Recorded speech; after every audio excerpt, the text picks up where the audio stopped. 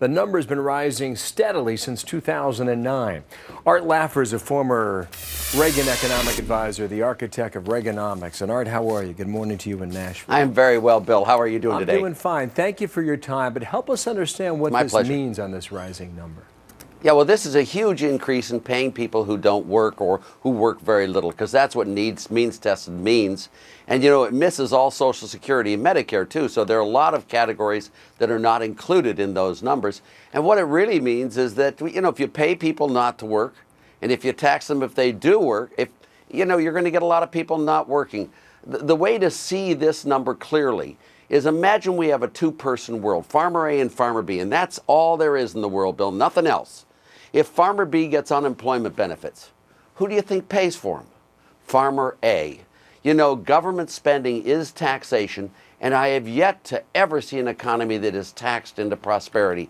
We are on a crash course and a collision course, and it's going to stop. Well, the question is whether it stops. How do you break this cycle, Art? Or better yet, just cut the spending. Cut the spending? Yeah, that's it. You just got to make the eligibility requirements much tougher. You've got to raise the average age for Social Security. You've got to make the criteria for food stamps, for unemployment benefits, much tougher than they are now. You've got to make it so that the best form of welfare is a good, high-paying job rather than a handout. Well, that's what you've got to do. We seem to be moving the opposite direction. What is the impact? That's correct. How does a society change when it becomes more and more dependent on the state?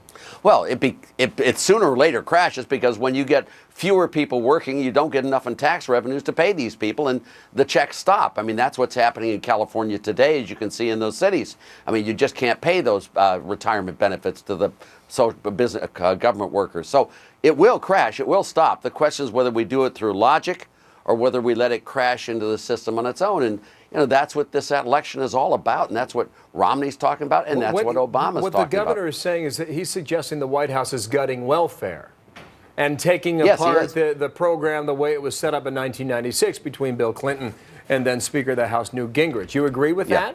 Give me an example. Well, how's that working? Yeah, he's cutting the work requirement to get welfare. In 1996, Clinton and the Congress agreed that you had to actually look for work to